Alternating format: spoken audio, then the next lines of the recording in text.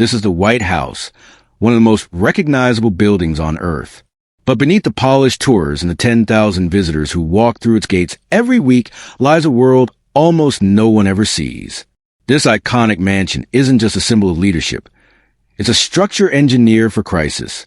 Under its sweeping lawns and legendary facade exists a second, hidden White House, a secret command center designed to keep the U.S. government functioning when everything above ground falls apart.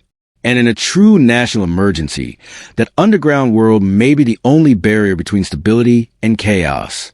In late 2001, when America came under attack, Vice President Dick Cheney was rushed deep below the surface into a bunker most citizens had never heard of, the Presidential Emergency Operations Center, or PEOC. It was a lifesaver, because for most of its history, the White House had no real contingency plan at all, and that oversight nearly cost the nation everything. It's honestly remarkable that the White House still stands.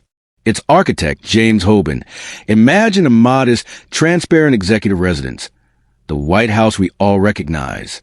But he didn't include secret tunnels, escape routes, or reinforced shelters. That decision came back to haunt the nation in 1814 when British forces burned the building to the ground, leaving structural wounds that lingered for more than a century. Fast forward to World War II. After the shock of Pearl Harbor, the Secret Service made a chilling discovery. The White House was dangerously vulnerable. Its soft sandstone walls were no match for modern bombs, and there were still no emergency escape options for Commander-in-Chief. No shelters. No secure route to safety. Immediate action was unavoidable. So, before 1941 ended, two major underground construction projects began. The first created the bunker that Cheney would enter 60 years later.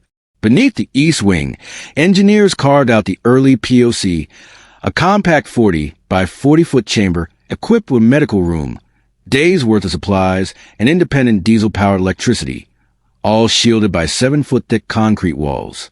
President Franklin D. Roosevelt hated it. He complained about the overwhelming smell of diesel fuel and damp concrete. But the bunker didn't stay small or smelly for long. Another crisis was quietly forming, not from Japan, but from America's own history. The 1814 fire damage and 150 years of occupancy had weakened the mansion's structure, forcing a massive renovation during President Harry Truman's second term. During that overhaul, the bunker was expanded into what we now call the modern PEOC. And then things got even more interesting. In 2018, a mysterious sinkhole appeared on the north lawn. It offered a rare glimpse into how enormous and deep the underground complex had become. Beneath it was radiation-resistant concrete more than 100 feet thick. Strong evidence that the PEOC had evolved dramatically during the Cold War to improve the president's chances of surviving a nuclear strike. We still don't know the full size of the bunker today, but the photos taken during Cheney's stay show a much larger, fully operational command room. Enough space for a full crisis staff. 16 people could sit around the main table, though it looked tight. Laura Bush added more detail in her 2010 memoir, describing massive steel doors that seal with loud hiss, creating an airtight barrier, along with walls lined with communication screens and equipment. It didn't look glamorous, more Cold War fortress than presidential suite. Old tile flooring, exposed pipes, and a vintage-looking bed that seemed untouched since the 1940s. She said it looked straight out of FDR's era. Both the president and first lady rejected staying in it that night, and returned upstairs, choosing risk over discomfort. But that's just one chapter of a much bigger, deeper story.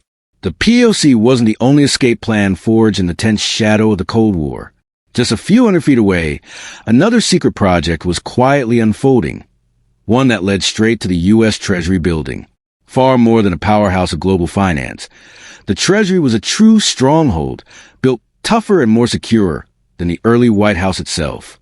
Completed in 1836 with enormous granite foundations and heavily reinforced vaults, it was considered so secure that by 1861, it was already being viewed as a potential emergency refuge.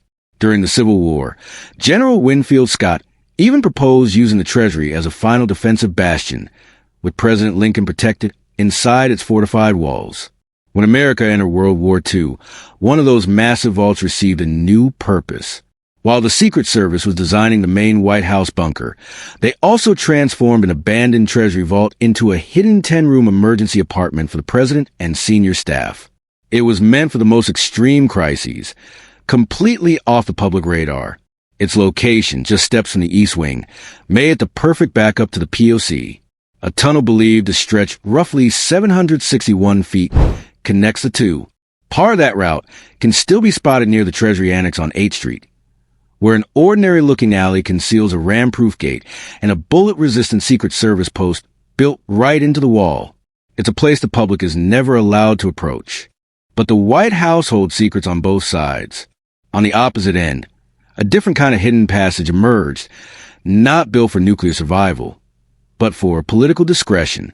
Since presidents spend most of their time in the West Wing, the Secret Service constructed a private tunnel during Ronald Reagan's administration. Behind an unremarkable panel near a restroom lies a lit stairway leading to two covert exits, one into a storage closet in the residence, and another into a basement office that once housed the White House barbershop. This was no doomsday bunker. It was Reagan's personal backdoor. He reportedly used it to usher former President Nixon into a meeting without alerting the press. And the West Wing's underground secrets only grew. In 2007, a plain white structure suddenly appeared nearby. 3 years later, mysterious fences surrounded the area. The project was so large that the media dubbed it the White House Big Dig. The Obama administration dismissed it as routine infrastructure work. And by 2012, the building and fencing disappeared. The prevailing theory? It was a temporary data hub, with its real operations transferred deep underground once the permanent structure was completed. What we do know is this. More than 100 specialized personnel now maintain these covert systems, overseeing EMP-resistant power supplies, managing secure ventilation, and keeping emergency evacuation routes ready at a moment's notice. Of course, not every White House secret is tied to national survival. Some exist purely for comfort. President Trump famously kept a button in the Oval Office, not the mythical nuclear button, but a much smaller one that summoned a Diet Coke. Presidents before him had their own culinary quirks, eventually leading to the creation of a dedicated chocolate shop inside the residence. Nearby, the pastry kitchen crafts desserts not only for the First Family, but also for visiting world leaders. Even dessert becomes diplomacy inside the White House. When Queen Elizabeth II visited in 2007, the pastry team started prepping 6 months early. And in 1987, during the INF Treaty signing, the pastry chef crafted a Kremlin-themed dessert for Mikhail Gorbachev, honey vanilla ice cream with tea parfait on a chocolate base. Maybe sweet diplomacy really does make a difference. But the pastry chefs are actually busiest at Easter. For the annual Easter egg roll, they sculpt giant chocolate bunnies, and once even created an entire chocolate village with rabbits, birds, and tiny piglets. More than 400,000 guests have enjoyed the event through the years, including generations of presidential families.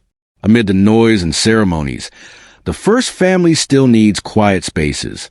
One of their calmest hideaways is the solarium, first built by President Taft as a cooler sleeping area before air conditioning. Later, First Lady Grace Coolidge turned it into a warm, sunlit room with sweeping views. Since then, it's become a true family retreat. FDR's grandchildren lived there, Eisenhower grilled food there, and in 1974, Nixon told his family about his resignation in that very room. The solarium captures the White House's biggest paradox. It was designed as a simple, accessible home, not a fortress. That's why architect James Hoban didn't include secret tunnels or escape routes. America's principles keep its leaders close to people. One reason millions tour the White House every year. Yet beneath their feet lies a hidden world of tunnels, sealed rooms, and secure corridors that, hopefully, never had to be used. Bye for now.